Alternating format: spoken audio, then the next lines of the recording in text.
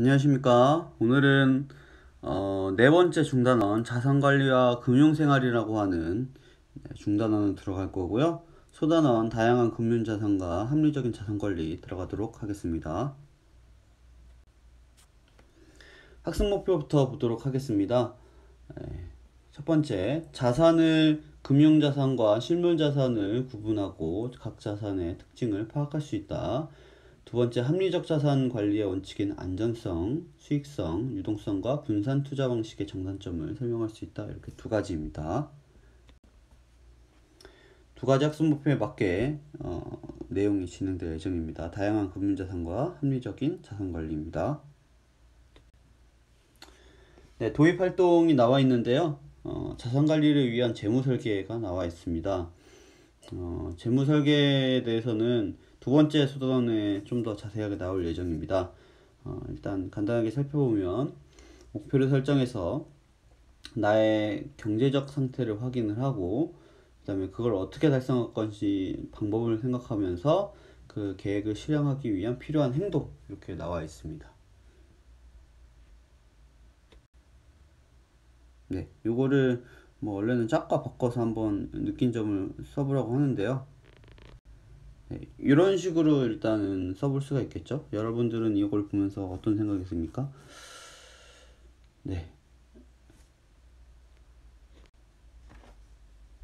네, 교과서 155페이지 이제 보도록 하겠습니다. 본격적으로 이제 금융자산에 대해서 배울 건데요.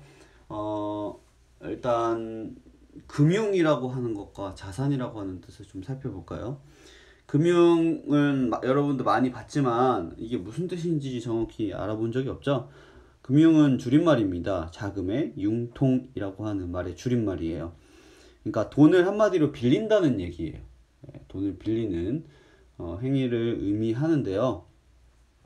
그럼 자산은 무언가? 네, 교과서 155페이지 오른쪽 날개에 보시면 나와 있죠.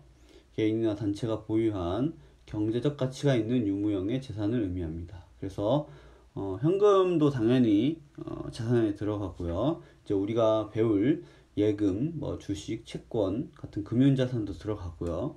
그 외에 실물자산, 자동차나 부동산 같은 것들도 다 자산에 들어갑니다.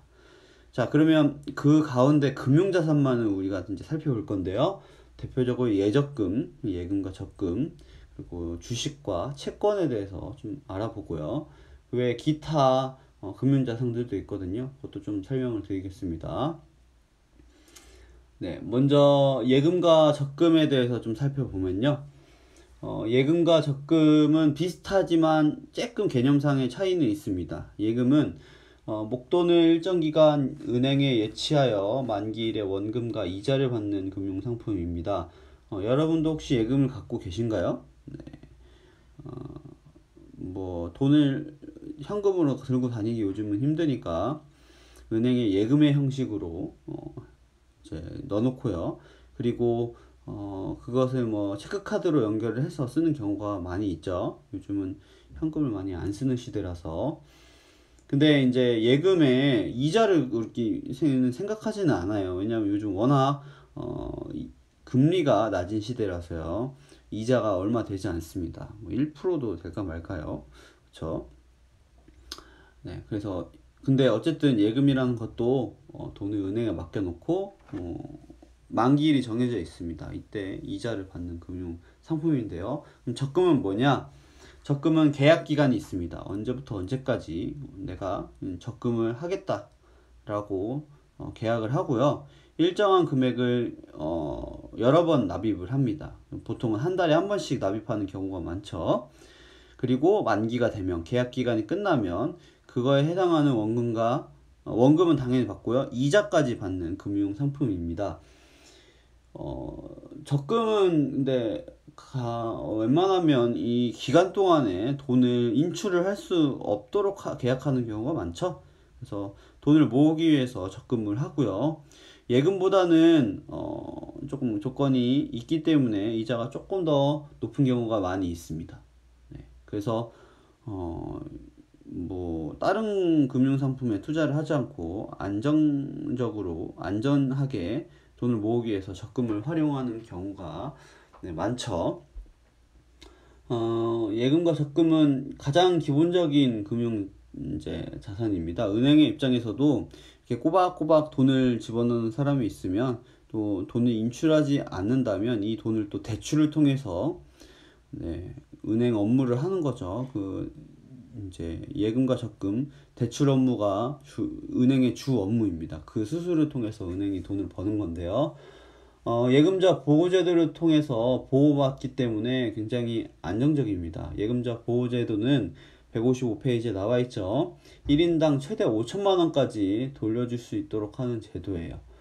만약에 은행도 일단 경영을 하는 일종의 회사기 때문에 도산, 즉 망할 우려가 있습니다. 망하더라도 예금보험공사, 즉 얘네들도 보험을 들어두는 거죠. 그 보험공사를 통해서 1인당 5천만 원까지, 한 은행에 5천만 원까지는 돌려주도록 합니다. 그래서 5천만 원까지는 마음 놓고 이제 예금과 적금을 해도 되겠죠. 뭐 물론 5천만 원이 넘으면 그 넘어가는 돈만큼 못 돌려받을 수도 있지만 은행이라는 곳이 그렇게 쉽게 망하는 곳은 아니잖아요. 그렇죠? 그렇지만 이제 수익률, 즉 금리가 다른 금융 자산에 비해서 상대적으로 낮아서 큰 수익은 기대하기가 어렵습니다. 이거는 이제 단리와 복리라는 건데요. 예금과 적금에 적용되는 이자율 계산 방식이 두 가지 방식이 있습니다. 단리와 복리인데요. 단리는 일정 기간 동안 맡긴 원금에 대해서 이자를 계산하는 방법입니다. 그래서 원금을 100만 원이 있다면 첫 번째 달도 10만 원, 두 번째 달도 10만 원, 세 번째 달도 10만 원입니다. 복리는 일정 기간마다 이자를 원금에 합쳐서 계산을 하는 방식이에요. 그래서 첫 번째 달에는 100만 원의 이자가 이제 10만 원이 발생을 하죠. 두 번째 달은 첫 번째 달에 이자까지 합친 110만 원에 해당하는 이자인 11만 원이 발생합니다. 여기에서 지금 이제 이율은 다 10%입니다. 10%. 그리고 세 번째 달도 121만 원에 해당하는 이자까지 다 합한 금액의 이자인 12만 1,000원에 해당하는 이자가 발생하는 게 복리의 방식입니다. 당연히 복리를 선택하는 것이 더 큰 수익을 기대할 수 있겠죠. 이거를 계산하는 간단한 공식을 좀 알려드릴게요. 선생님이 웬만하면 이거 쓰지 않는데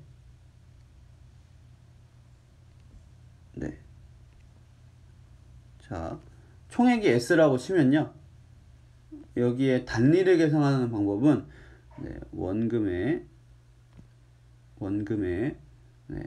1 플러스 이율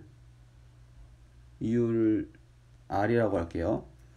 10%니까 퍼센트잖아요. 그럼 백분율로 해당하는 거죠. 그래서 여기에서는 뭐 0.1로 합시다. 0.1이죠. 0.1에 기간을 합하면 되는 겁니다.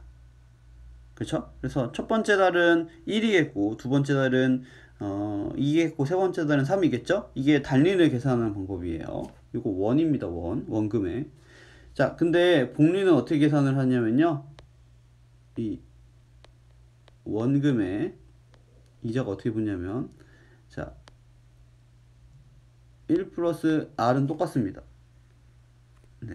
이율이죠. 근데 여기에 N을 제곱합니다. 그래서 첫 번째 달은 이것도 0.1이겠죠?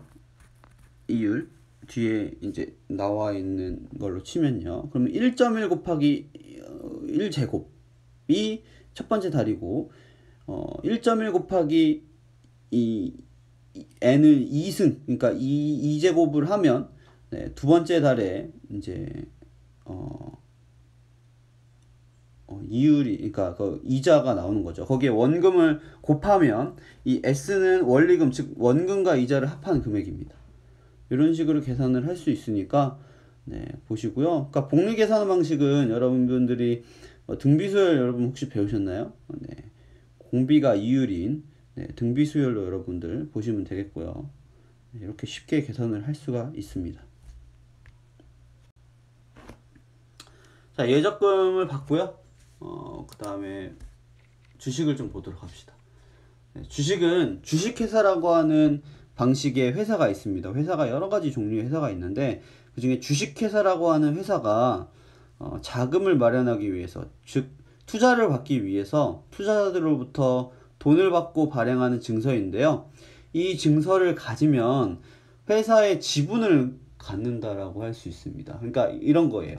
주식을 만약에 이 주식회사가 처음에 10,000주를 발행을 했어요. 그래서 내가 돈을 주고 100주를 샀습니다. 그럼 10,000주에 100주면 100분율 따지면은 1%죠. 그러면 이 회사의 지분의 1%를 내가 가진 거고요.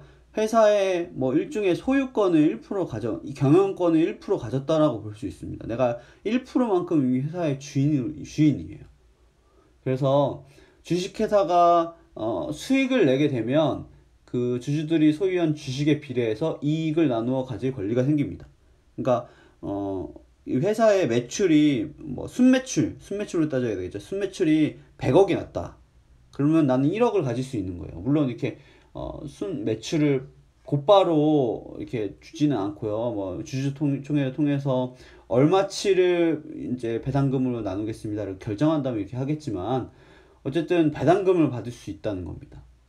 네, 회사의 수익금을.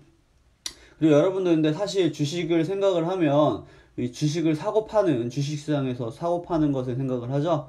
회사의 가치가 시세대로 달라지기 때문에요.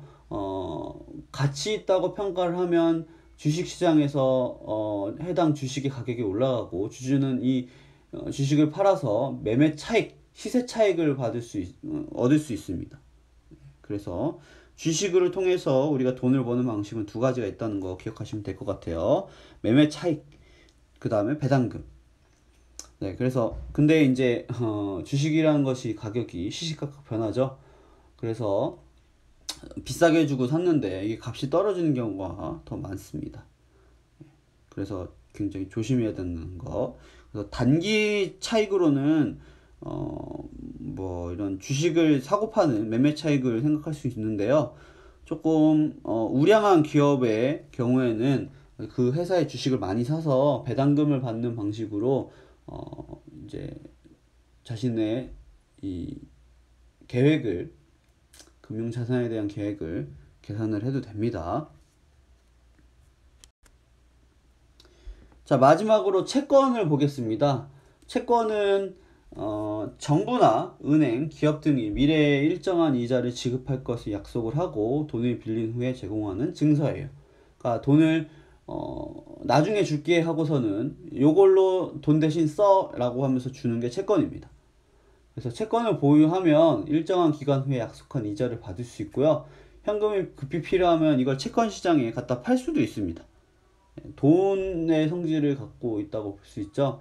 그래서 예금보다 높은 이자 수입을 비교적으로 안정적으로 얻을 수 있고요. 이것도 마찬가지로 매매 차익을 얻을 수가 있습니다. 채권 가격이 상승하죠. 어떻게 채권 가격이 상승을 하나요? 이율에 따라서 채권 가격이 결정이 됩니다. 네, 이율과 가격은 좀 반비례하거든요. 근데 채권 발행자가 돈을 갚을 능력이 없다라고 하고 또 지속적으로 채권을 발행하는 곳인가를 따져봤을 때 갑자기 발행을 안 하던 기업이 이걸 발행하고 큰 돈을 나중에 갚겠다고 하고 발행을 했는데 회사가 망할 수도 있는 거죠. 그래서 그런 부분을 조심을 해야 되고, 사람들이 위해서 가장 믿을 만한 채권을 따지는 것이 이제 국가에서, 정부에서 발행하는 채권이죠. 그럼 국채라고 부르는데요. 국채에다가 투자하는 경우가 그래서 많이 있습니다. 기타 금융자산입니다. 네, 교과서 156페이지에 나와 있는데요. 펀드나 보험이나 연금이 있습니다. 네, 펀드는 투자자들로부터 모은 자금을 전문 운용 기관인 펀드 운용 회사에서 운용을 하여서 그 결과로 투자자에게 돌려주는 간접 투자 상품입니다. 주식이든 채권이든 어디에다가 투자할지 모르겠는 그런 사람들이 있죠. 돈이 있는데 그런 경우에는 펀드에 돈을 일정 금액을 넣어 놓으면 이 전문 운용 기관에 전문가가 이 돈을 투자를 한다는 거죠. 근데 펀드의 단점은 예를 들면 우리가 주식이나 채권 같은 경우 내가 투자를 안 할 수도 있잖아요. 돈을 보유하고 있는 상태에서. 예를 들면 주식 시장에 주식 가격이 계속 떨어지고 있다. 채권도 가격도 계속 떨어지고 있다. 이러면 투자 안 하겠죠? 근데 펀드에다 집어넣은 돈은 그 전문가들은 무조건 투자를 해야 되는 의무가 있습니다. 그래서 펀드는 그런 좀 약점이 있습니다. 보험은 미래 위험을 대비해서 보험사에 보험료를 납부하고 실제 사고가 발생할 경우 보험금을 지급받는 거죠. 이거는 위험을 대비하기 위한 일종 금융자산입니다. 이거 만기되면 돌려받는 형식도 있긴 한데요. 이걸 통해서 뭔가 수익을 바라기보다는 위험에 대한 손실을 대비하기 위한 성격을 많이 갖고 있습니다. 연금은 경제 활동 기간 동안 보험 금액을 적립했다가 소득이 없어지는 시기에 일정 금액을 정기적으로 지급받는 겁니다. 그래서 선생님이 혹시 수업 시간에 얘기한 사회보험도 이제 국민연금도 얘기를 했는데 그 외에도 사회연금도 좀 많이 있습니다. 내가 지금은 현재는 돈이 많은데 미래에는 이 현재의 소득만큼의 돈을 가질 수가 없잖아요. 그래서 미리 미래 가치로 이전을 하는 행위가 연금으로 볼 수 있는데요. 문제는 국민연금과 다르게 다른 이제 사기업에서 하는 연금들은 물가 상승률을 반영하지 않는다는 좀 단점이 있습니다.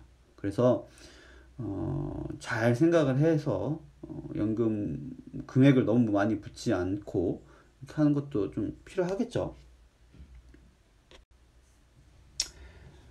그래서 합리적으로 자산 관리하기 위해서는 세 가지 원칙을 기억을 해야 됩니다. 안전성과 수익성과 이제 유동성, 황금성이라고 불리는 유동성인데요. 네, 차례차례 설명을 드리면 안전성은 원금과 이자에서 손실을 가져올 가능성, 즉 위험성이 적은 정도입니다. 안정성이 높을수록 내 원금과 내 수익된 이자나 수익금이 손실될 확률이 낮겠죠? 그러니까 예금과 적금 같은 경우에는 안정성이 굉장히 높다고 볼 수 있고요. 채권과 주식은 비교적 안정성이 예금과 적금에 비해서는 좀 떨어진다고 볼 수 있습니다. 수익성은 원금에 비해 얼마나 더 많은 이익을 얻을 수 있는지의 정도예요. 그래서 아무래도 예금, 적금보다는 주식과 채권이 수익성이 좀 높죠. 이제 주식과 채권을 좀 비교를 해보자면 주식이 조금 더 수익성이 높다고 좀 볼 수 있습니다. 네, 유동성은요, 필요할 때 현금으로 전환을 할 수 있는 가능성의 정도예요. 그래서, 예금 같은 경우는 거의 뭐 요구불 금액이라고 하는데, 바로 요구하면 지불되는 금액이라는 뜻입니다. 우리는 바로 체크카드로 긁으면 예금에서 돈이 나가잖아요. 그런 경우에 유동성이 굉장히 높다고 볼 수 있습니다. 그에 비해 주식이나 채권 같은 경우에는 예금, 적금보다는 유동성이 좀 떨어지는 경우를 볼 수 있죠. 주식 같은 경우에는 뭐 판다고 바로 팔리는 게 아니고 뭐 그 다음날 돈으로 들어옵니다. 뭐 그런 식으로 필요할 때 바로바로 이제 돈으로 바꾸기가 어려운 건데요. 근데 이제 여러분들 그 금융자산들이 굉장히 다양하기 때문에 우리가 배운 거는 다 기본적인 거고요. 금융상품은 만들기 나름이라서 이 주식과 채권도 예적금에 비해서는 유동성이 좀 떨어진다고 볼 수 있지만 그래도 유동성이 높은 편이라고 좀 볼 수 있습니다. 자, 정리를 하면 이렇게 좀 다시 정리를 해볼 수 있습니다. 예금과 적금은 안정성과 유동성이 좀 높은 편이지만 수익성은 낮습니다. 주식은 수익성과 유동성이 높은 편이지만 원금을 잃을 수 있어 안정성이 좀 낮은 편입니다. 네. 채권은 수익성은 주식에 비해 낮지만 예금, 적금보다 높은 편이고 안정성은 예금과 적금보다 낮지만 네, 주식보다 높은 편입니다. 선생님, 유동성은요? 유동성은 그래도 높은 편이라고 얘기할 수 있죠. 근데 채권 자체가 일반인이 할 수 있는 금융상품은 아니에요. 뭐 채권은 기본적으로 채권 시장에 뛰어들려면 억 단위로 뛰어들어야 됩니다. 억 단위를 들고 있는 개인은 별로 없죠.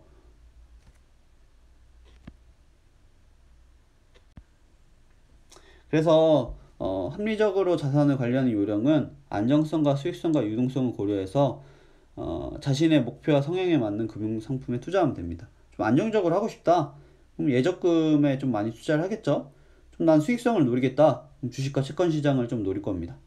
그래서 자산을 여러 종류에 나누어서 투자하는 거. 내 남은 돈을 전부 주식에 몰빵하겠어. 그럼 굉장히 위험하겠죠. 그런 것보다는 예금이 얼마, 주식이 얼마, 이런 식으로 나누어 투자를 하는 것이 분산 투자라고 하고요. 분산 투자를 함이 조금 현명하겠죠. 교과서 157페이지 아래에 있는 활동입니다. 두 사람이 나오는데요. 갑은 1년 뒤에 최소 30% 이상 오를 가능성이 주식이 있다고 생각해서 여유자금 5천만 원을 모두 주식에 투자했다고 얘기하는 사람도 있고, 갑이 그렇죠. 을은 한 가지 금융상품을 가지고 있는 건 위험하다고 생각해서 여유자금 1억 중에 50%는 예금에, 30%는 채권에, 20%는 주식에 넣어놨다고 얘기를 하고 있습니다.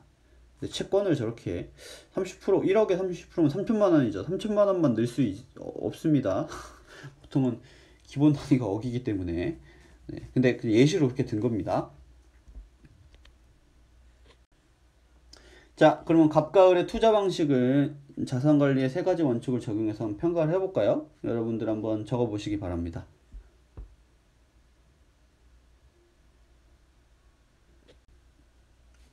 자, 이렇게 평가할 수 있죠. 갑은 수익성만 고려하기 때문에 위험성을 고려하지 못해서 전부 잃어버릴 수 있죠.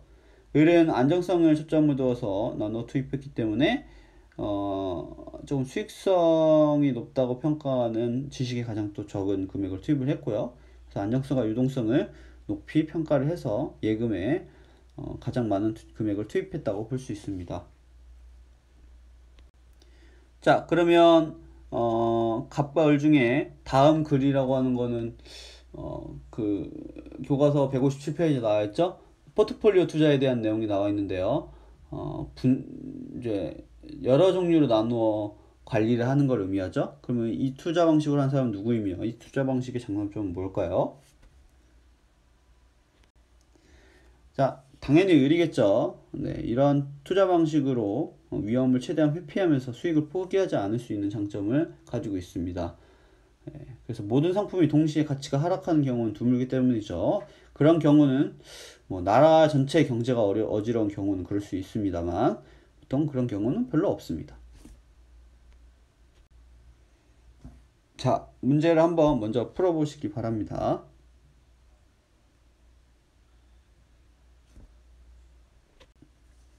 자, 같이 한번 확인학습 풀어볼까요? 목돈을 일정 기간 은행에 예치해서 만기일에 원금과 이자를 받는 금융상품이 예금입니다. 정부나 은행, 기업 등이 미래에 일정한 이자를 지급할 것을 약속하고 돈을 빌린 후 제공하는 증서를 채권이라고 합니다. 자, 유동성이란 현금을 전환할 수 있는 가능성을 얘기하죠. 예금 적금은 수익성과 유동성은 높지만 안정성이 낮은 금융상품이 아니라 안정성과 유동성은 높지만 수익성은 낮죠.